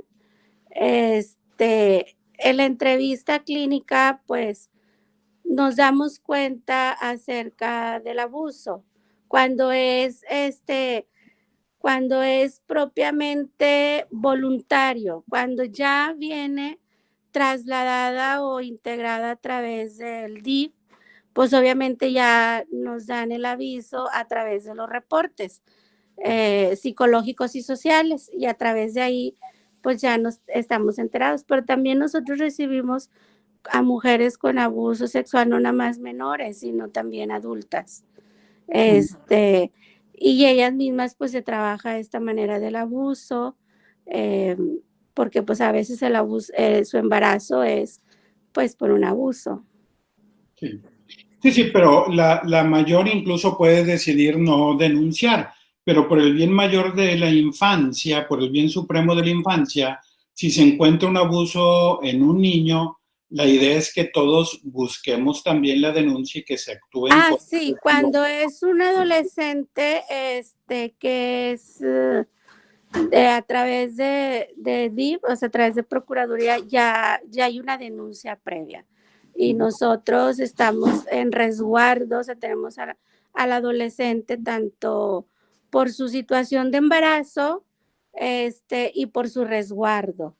Y cuando es adulta también apoyamos esa parte de la denuncia y nos apoyamos con el Instituto de la Mujer para ir solicitarle un abogado y se le puede hacer la denuncia. Inclusive también hacemos denuncia por violencia, por abuso. O sea, nosotros sí apoyamos apoyamos a ver esa situación de que es importante la denuncia. Muy bien. Cuando llega voluntariamente una niña de 17 años y en la evaluación te enteras que fue víctima de abuso sexual, de violación, ¿recurres tú al DIF, al Ministerio Público, a la Fiscalía? ¿Qué procedimiento sigues? Primero doy aviso a los padres, se hace una entrevista con los padres para ver si ellos están enterados, se hace un sondeo para si no ellos están ahí involucrados o estén tapando este delito, o esta situación, y se les da aviso a ellos y después se da aviso a las autoridades. ¿A cuál autoridad concretamente? Al DIF. Muy bien. A casas hogares. Lo que pasa es que somos una institución que nos regula el DIF, o sea, nos regula, no el DIF, o sea, nos regula Procuraduría. Entonces tenemos esa relación con Procuraduría y con quien tenemos las comunicaciones pues son con las mismas instituciones, y en base a ellas pues vemos cómo resolver la situación. ¿Y es el DIF o ustedes quienes le brindan asistencia legal a la persona que está haciendo o a la persona que fue víctima del abuso? Cuando es un adolescente que viene a través del DIF, normalmente el DIF tiene su representante legal. Y cuando es una adolescente que es voluntaria, nosotros buscamos el asesor legal a través del Instituto de la Mujer. Muy bien, pero es una instancia gubernamental la que le da Sí. Sí, Muy es bien. una instancia gubernamental, exactamente. Ahorita con preguntas, porque nosotros tenemos que darnos cuenta que el coadyuvar de la autoridad no necesariamente es dinero, ¿verdad? No nada más va a ser dinero, así de que yo te doy fondos para que tú hagas tu actividad. Bueno, nosotros somos una institución ABP. No recibimos fondos gubernamentales. Pues La dile, institución, ¿eh? no me dejaste acabar. Ok. Voy a repetir lo que dije. Le insistí en preguntas a Hilda para darnos cuenta que el coadyuvar del gobierno no es necesariamente dinero ni fondos, lo que tú acabas de decir, ¿verdad? Que no lo recibes del gobierno, era lo que había dicho tantito antes, sino que el coadyuvar del gobierno también puede ser la asesoría legal, la asesoría educativa, el avalar la formación que nosotros estamos dando. O sea, coadyuvar del Estado no nada más eso, y ahí te va dinero para lo que tú estás haciendo, sino es, Ok. déjame yo entrar en diálogo con esta casa para que ella entienda todo el estatuto legal que le rodea, déjame les digo que cuando necesite una asesoría aquí nosotros tenemos, y entonces está la Procuraduría, la Defensoría que está coadyuvando con ustedes. Entonces, precisamente lo que tú matizaste era lo que yo estaba matizando, para decir que coadyuvar del Estado no es necesariamente dinero, sino es el involucramiento del Estado en lo que nosotros también estamos haciendo. En este caso, tú como ABP me dijiste, ¿verdad? Sí. Sí, como ABP, entonces el Estado se involucra a través de la relación que tienen con el DIF, a través de la relación que tienen con la Procuraduría, a través de la relación que pueda haber con la Defensoría o con quien sea. Vamos a ver si Fernanda pudo solucionar ahora sí su problema con el audio. No Gracias. sé si ya me escucho. Ahora sí, Fernanda, muchas gracias. Bien, bueno, yo por decirlo veo mucho con mi mamá. Mi mamá está en la Secretaría de Educación y ella está en el Departamento de Educación Especial, que ha sido un área, híjole, que a veces cuesta mucho trabajo porque pues no todos los niños tienen la facilidad de expresar lo que está pasando, ¿no? Y normalmente cuando se presenta una situación donde los maestros llegan a detectar algún tipo de abuso, no solamente pues sexual, sino también físico contra ellos o su tutor, pues obviamente entra la queja directamente a ellos y viene hacia, y ahí entra la Comisión de Derechos Humanos y ahí empieza toda la investigación. Y sobre todo que el procedimiento en ellos es muy, muy rápido, o sea, realmente nada más le dan como 3 días en responder el oficio, y si viene por parte del maestro, pues es más rápido, ¿no? Para determinar bien y mandar a investigar y determinar qué está pasando y cómo todo pasa esto, ¿no?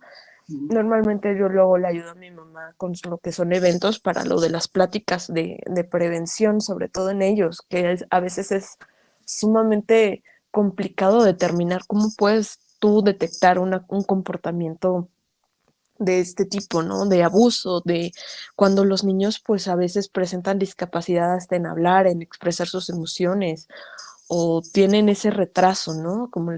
Bueno, sí, como el retraso y pues determinar sobre todo qué conductas sí son y qué conductas son típicas. Entonces, Muchas gracias, Fernanda. Este es un escenario un poquito distinto porque entendí que tu mamá trabaja para la Secretaría de Educación Pública, ¿verdad? sí, es maestra y bueno, ha tenido diferentes programas y ha manejado diferentes programas. Digo, es un escenario un poquito distinto en el sentido que la SEP y la Secretaría de Educación del Estado, pues tienen la obligación de que saliendo del Estado no sucedan estas cosas. Entonces, no es el Estado coadyuvando con un tercero, sino es el Estado cumpliendo con sus obligaciones. Obviamente, tu mamá, comprometida mucho con su trabajo, pues busca distintos recursos para poder cumplir con esta obligación que tiene como parte del aparato del mismo Estado. ¿Verdad? Es distinto a lo que hace Idalia, distinto a lo que hace Catalina, que son terceros coadyuvando con todos nosotros y el Estado tiene que coadyuvar con ellos en lo que se está buscando. ¿Alguien más que quisiera participar? Muy bien, continuamos entonces con el análisis que estamos nosotros haciendo del texto constitucional en algunas partes que se refieren a los niños, niñas, a los adolescentes. Prefiero decir sencillamente niños por corrección sintáctica. Recuerden que no es exclusión, sino es nada más aprovechar lo que nos permite la sintaxis. Ahora, dentro de las facultades que tiene el Congreso, una vez que empieza a describir lo que tiene que hacer cada poder legislativo en la Constitución, dice que el Congreso tiene la facultad de expedir leyes que establezcan la concurrencia de la Federación, las entidades federativas, los municipios y, en su caso, las demarcaciones territoriales de la Ciudad de México, en el ámbito de sus respectivas competencias, en materia de derechos de niños, niñas y adolescentes, velando en todo momento por el interés superior de los mismos, así como en materia de formación y desarrollo integral de la juventud, cumpliendo con los tratados internacionales de la materia de los que México sea parte. El interés superior de la infancia, el interés superior de la niñez, es un tema fundamental en nuestra legislación.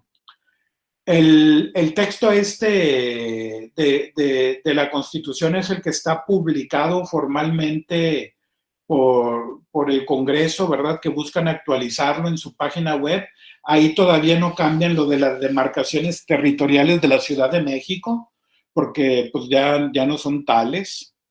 Pero pues bueno, sí dejan bien en claro que el interés superior de la infancia es lo que va a prevalecer en cualquier legislación, ya sea a nivel federal, ya sea a nivel estatal, ya sea a nivel municipal.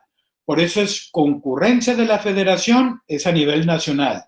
Las entidades federativas es cada estado y los municipios, ese término se explica por sí mismo, sin problema. En todos estos, en toda legislación, en todo reglamento, en toda cuestión que tenga que ver con la ley, lo que va a estar siempre presente es el velar por el interés superior de la infancia, de las niñas, de los niños, de los adolescentes.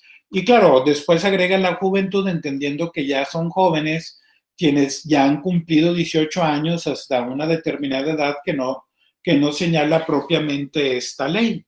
Pero son niños, niñas y adolescentes quienes tienen menos de 18 años, quienes no han cumplido aún 18 años, y toda legislación de cualquier nivel en sus expresiones tiene que privilegiar el interés superior de los mismos. O sea, hay que velar, y el Congreso tiene que velar porque así sea, de que nosotros en Nuevo León no queramos violentar esos derechos, ese interés superior de la infancia. Es tal el respeto que tiene que haber a los derechos de los niños, que ustedes saben que el presidente tiene derecho a suspender ciertas garantías en estado de excepción. Es decir, bueno, ¿sabes qué? Yo tengo la garantía del libre tránsito, pero vamos a hacer un estado de excepción y a declarar un toque de queda. Lo puede hacer el presidente, es una garantía secundaria el libre tránsito que lo puede hacer. Jamás podrá suspender por decreto los derechos de la niñez, es decir, la educación. Por eso ahora que hay tiempo de pandemia no pudieron sencillamente suspenderse las clases, sino buscar maneras en las que se tuvieran que seguir dando las clases y se tuvieran que seguir dando la formación de los niños, porque el presidente de la República no tiene la capacidad de suspender los derechos de la infancia. No tiene derecho a suspender el libre esparcimiento. Recuerden los que nosotros ya mencionamos de manera declarativa, no tasativa, que eran la alimentación, la salud, la educación y el sano esparcimiento. Esos y todo el resto que puedan estar expresados en legislaciones secundarias no puede suspenderlos de ninguna manera y bajo ningún término el presidente de la República. Se tuvo que seguir, pues, buscando maneras de educar a los niños. Se tiene que seguir propiciando la salud de los mismos, porque ya ven que ahorita está siempre ese punto de estamos tan comprometidos con la cuestión de la pandemia que a veces te dejan enfermedades atrasarse y atrasarse y atrasarse, tanto en el sector público como en el sector privado. Estaba platicando con un agente de seguros esta semana, analizando un seguro médico, y decía, bueno, el gasto de las compañías del seguro parece que se ha elevado por la cuestión de la pandemia, pero lo cierto es que la evaluación ha hecho que sea el mismo porque la gente no se está atendiendo de otros padecimientos por miedo de ir al hospital e infectarse de COVID. Eso que está sucediendo en el sector privado sucede análogamente también en el sector público. En el sector público hay gente que atrasa el asistir a la clínica que le corresponde porque le da miedo, ¿verdad? Le da angustia, le da preocupación que se puede infectar, que se pueda agravar, que a lo mejor fui porque sentía un dolorcito que resulta que con paracetamol se me quitó, pero como fui a la clínica me pesqué el COVID, ¿verdad? Ahí a la hora que llegué. Hay quien así lo piensa. Bueno, y en este tipo de situaciones se puede suspender el cuidado de la salud de los niños. No tendría derecho ninguno, ni siquiera el presidente de la República. Se tendría que cambiar la Constitución y negar nuestra participación, es decir, salirnos del convenio sobre los derechos de los niños para que se suspendiera la atención de la salud de los niños. No hay manera, pues, en que se suspenda su atención de salud, en la que se suspenda su educación, en la que no se vele por su alimentación, y es una alimentación balanceada que a muchos nos hizo falta, me incluyo yo en ello definitivamente, y cargo los estragos, una educación alimentaria apropiada. Pero bueno, el gobierno tiene que velar por la alimentación apropiada de los niños en cualquier circunstancia y también por su sano esparcimiento. Esto es mucho más complicado en tiempo de pandemia porque tenemos parques cerrados, no pueden salir, les pides a los niños que no salgan. Y entonces nosotros tenemos que auxiliar al gobierno. Recuerden que ya habíamos dicho que va a otorgar facilidades a particulares nosotros para que coadyuvemos en el cumplimiento de estos derechos de la infancia para retomar un sano esparcimiento.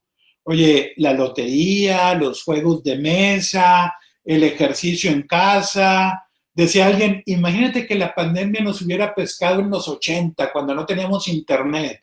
Ahorita pones internet y ves rutinas de ejercicios, ahorita pones internet y ves juegos, pones internet y puedes jugar bingo porque hay aplicaciones para jugar bingo.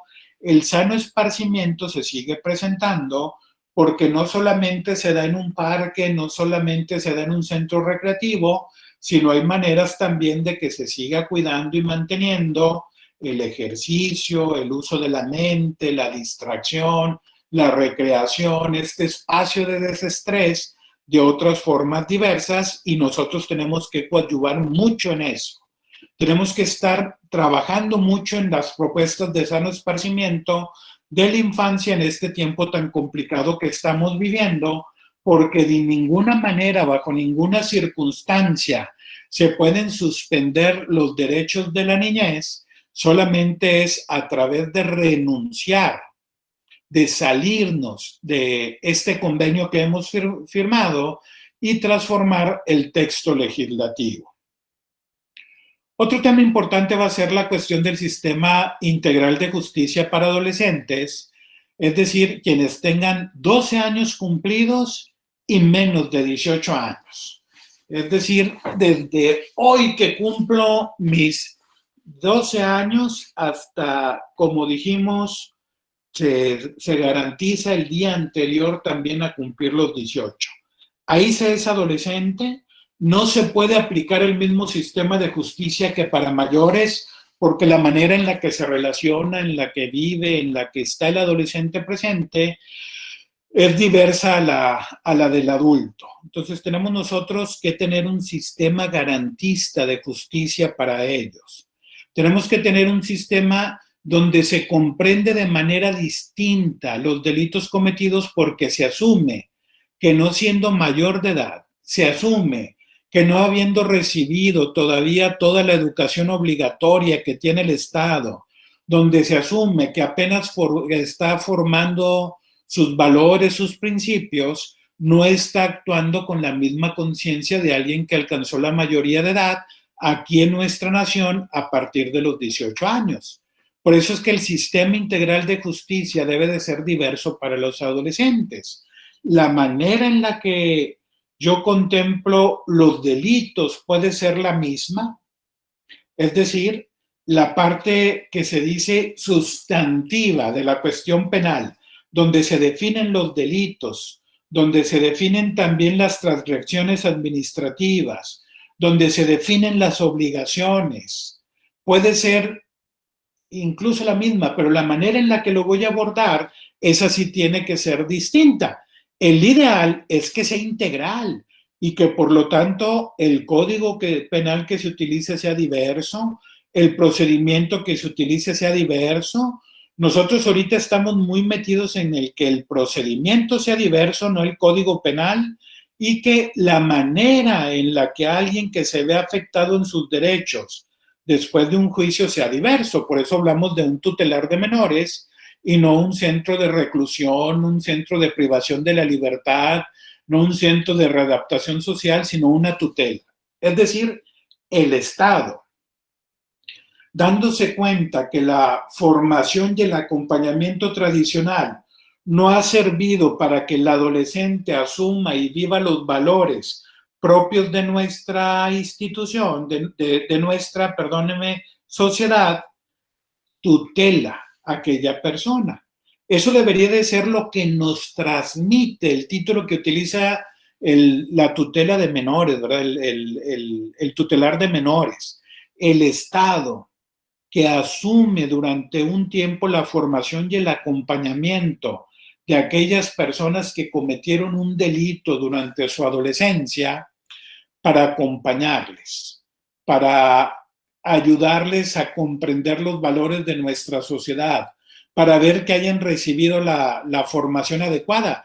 De manera que al salir del tutelar de menores se esperaría que todos salieran mínimo con la educación obligatoria, que es hasta ya ahora en nuestra sociedad la educación media superior, es decir, la preparatoria.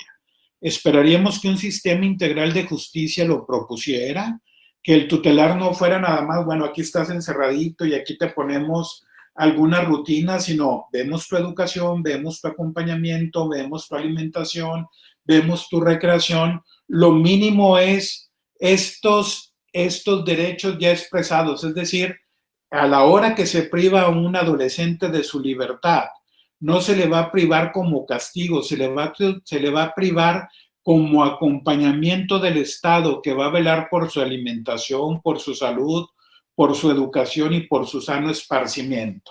No es sencillo, pero al menos nuestros tutelares de menores esto deberían de alcanzar. La idea es que también suceda en los centros de corrección de mayores, pero al menos en los centros de tutelares de menores donde tienen que hacerse responsables a su propio nivel de las cuestiones delictivas cometidas, el Estado tiene que respetar esos derechos, no se los puede quitar. Por eso es que estamos nosotros hablando de un sistema integral de salud. Es triste ver situaciones de las cárceles donde están, más allá de pagando su pena, sufriendo mucho los que están encarcelados.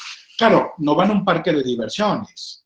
Claro, no van a pasar unas vacaciones pagadas por el gobierno. Van en gran medida también a tener una pena y una sanción que les ayude a su reinserción. Pero esto de ninguna manera y bajo ninguna forma y bajo ningún concepto debería de suceder cuando se trata de adolescentes. No se les puede, pues, dar una mala alimentación. No se puede descuidar su salud, ya que dependiendo del tiempo que van a estar, pero tendrían que salir en el nivel educativo obligatorio que les corresponde. Quien está más tiempo en el mismo y va a salir hasta los 18 o pasado los 18, tiene que salir mínimo con la preparatoria, porque pues, es la parte obligatoria, la parte más alta de la educación obligatoria en México, y tiene que tener espacios de sano esparcimiento. No se les puede, pues, ni suspender de ninguna manera a quien se encuentra libre de los derechos, ni tampoco se le pueden suspender sus derechos a quien ha tenido que responder ante el sistema de justicia para adolescentes. Claro, hablar de un sistema integral no nada más se trata de los centros de reclusión, enfaticé eso, pero también se trata de que se les explique a su nivel lo que va a suceder en un juicio, sean atendidos apropiadamente en un juicio, sean apropiadamente acompañados en un juicio, reciban la asesoría y su participación. Hablaremos de ello tantito más adelante. Si bien en el esquema tradicional que me compartió Balbina, hay quien ha dejado el descanso más adelante, yo prefiero tener más equilibrado el descanso. Entiendo que el descanso son 20 o 30 minutos. Son 30 minutos, doctor. Mira, voy a alcanzar con una siesta. Exacto. Ay, me gritas, Melvin, si me ves dormido, porque me despierte. Entonces, si les parece, respetando los 30 minutos para que sea la primera sesión de 2 horas y la segunda de 1 hora y media, nos vemos a las 11:30. ¿De acuerdo? Mediten, piensen lo que hemos platicado y si a alguien le quedó alguna duda, quiere que aclaremos algo más o a lo mejor también no expresé algo apropiadamente, lo conversamos al iniciar la siguiente sesión antes de entrar a la siguiente parte de esta reflexión y profundización. Entonces, descansen, tomen algo rico, tomen mucha cafeína para que se despierten, porque si yo me estoy aburriendo y durmiendo, me imagino ustedes, no se crean. Entonces, y retomamos con mucha energía y mucha fuerza nuestro diálogo, conversación y profundización a las 11:30. ¿De acuerdo? ¡Ánimo! Gracias, doctor. Gracias.